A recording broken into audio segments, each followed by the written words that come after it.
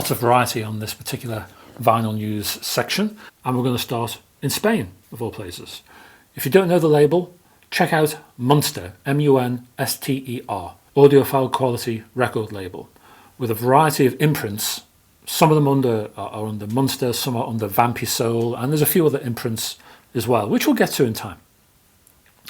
There's a mixture of Spanish music, also Brazilian, and quite a lot of UK English stuff. You'd be surprised how much they bring in, and rare gems they are too. Some US stuff as well. So it's not all Spanish. You need to keep a lookout for this one. This particular band I'm looking at here is actually from Peru. It's a strange one. It's from a band called Traffic Sound. Obviously, that will come off when you take off the shrink wrap. Traffic Sound is an interesting band because they sound British in terms of the music they give. It's 1970 release, and the band is called Traffic Sound. The album is called Traffic Sound, and weirdly enough, they sound a bit like Traffic, I suppose. And there's a little bit of Jethro Tull in its sort of fluty playing kind of way in there. Psych, proggy, early prog stuff, that sort of direction. But definitely one to look out for. Traffic Sound, 1970. This is a nice reissue. Staying with Munster, and one of its imprints, I mentioned it earlier on, called Vampy Soul, is a little 7-inch. This particular one is called Hector from the Village Callers, and it's been used in a Quentin Tarantino film, Once Upon a Time in Hollywood. So you may have heard it there. And as you can see, it's dinked, and it's black vinyl, and very nice it is too. It's been sampled by a whole host of people: Cypress Hill, Ice Cube, De La Soul, lots of people. Another 7-inch, this time from Third Man Records in the USA. This is a punk, rock, blues, garage type band called Ghost Wolves from Austin in Texas. And here is the latest 7. Let me bring that to camera. There you go. It's in this little sleeve here. Let me take that out. And on the rear, you can see the ghostly theme, eh? It's set in a sort of book type loose sleeve there, and dinked with the Third Man yellow and black labelling on there. Black vinyl. Very nice indeed.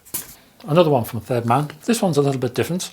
It was offered on a previous Record Store Day limited edition thing, and it's from a Greek violinist called Alexis Zoumbas. The album itself is called A Lament for Epiros, and it looks at Zoumbas's work from 1926 to 1928.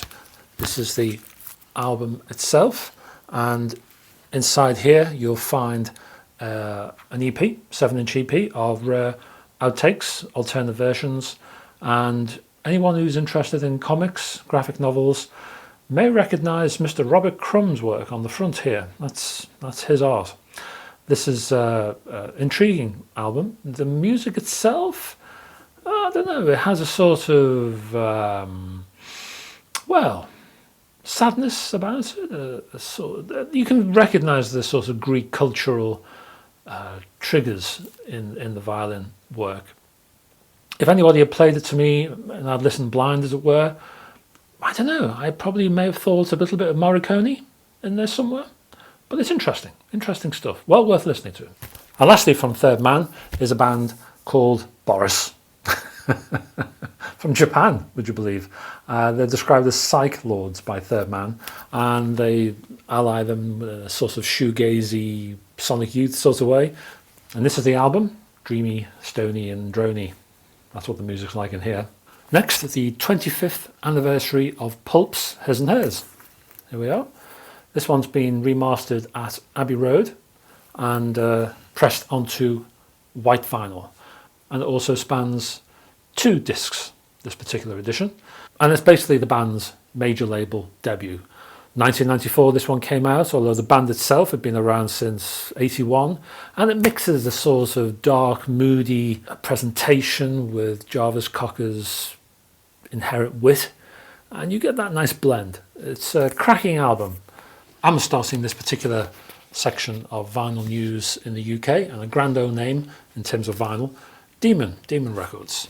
And we have 3 releases under their gold titled range, which is basically a sort of greatest hits thing. Firstly, we have Ace of Base, and there's a grand total of 16 tracks on this particular album. Do you remember 5 Star? Going back a bit, mid-80s, 85 to 88, I think all these tracks are from. I think there's 14 tracks on here, and that's 5 Star Gold. And lastly, we have Kiki D. Her hit with Elton John is on here, Don't Go Breaking My Heart. Remember that one? That's on here too. We have 12 tracks on this particular album. Next, we have a treat for Hank Marvin fans, because this particular album appears on vinyl for the very first time. It's Hank Plays Cliff Richard, that is. And this particular 16-track release is available as a double album.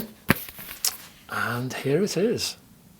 And it includes things like Living Doll, Wired for Sound, 12th of Never, Young Ones. It's all there. More than that, Cliff Richard fans also check this one out, because he appears on 4 tracks in this particular collection.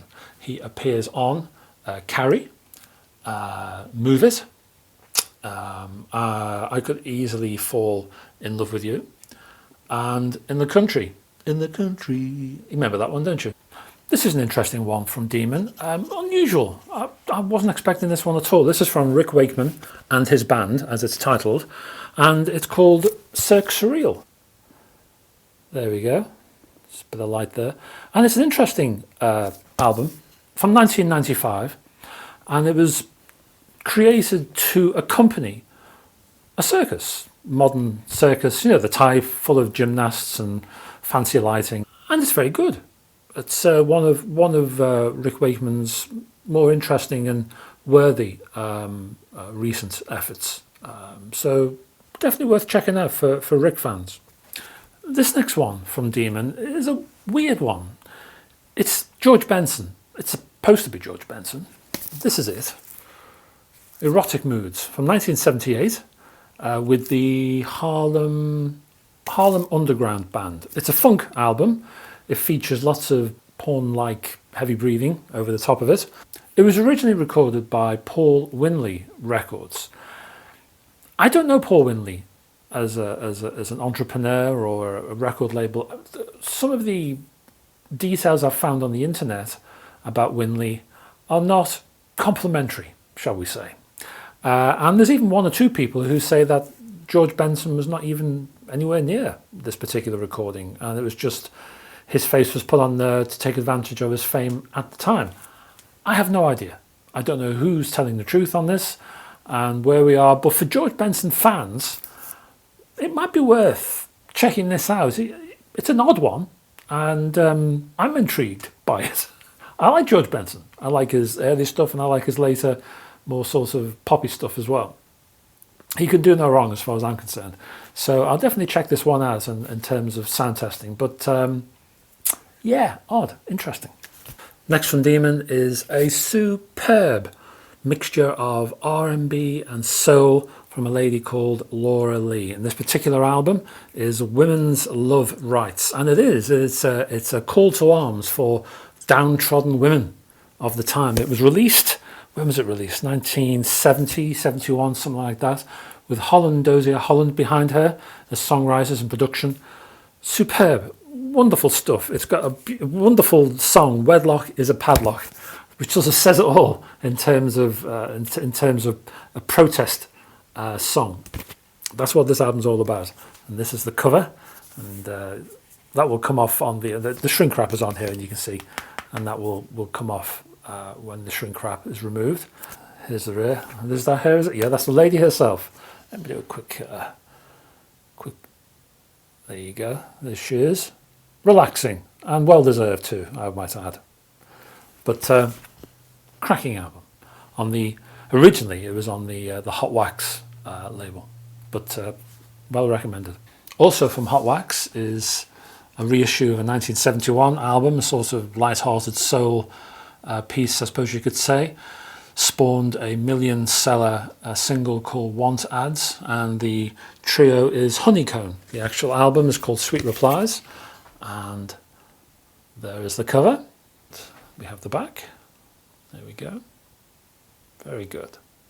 Also available is the James Taylor Quartet's A Bigger Picture, initially released on Gut Records in 1999, and you're looking at acid jazz, soul, jazz, smooth, soul-y vocals are in there too, instrumentals, mostly the band's own work, although there's a very nice funky cover of Bobby Womack's TKO, so check that one out as well. Over 3 sides, so we've got two discs with just 3 sides of music, and this is the front of the album and the rear.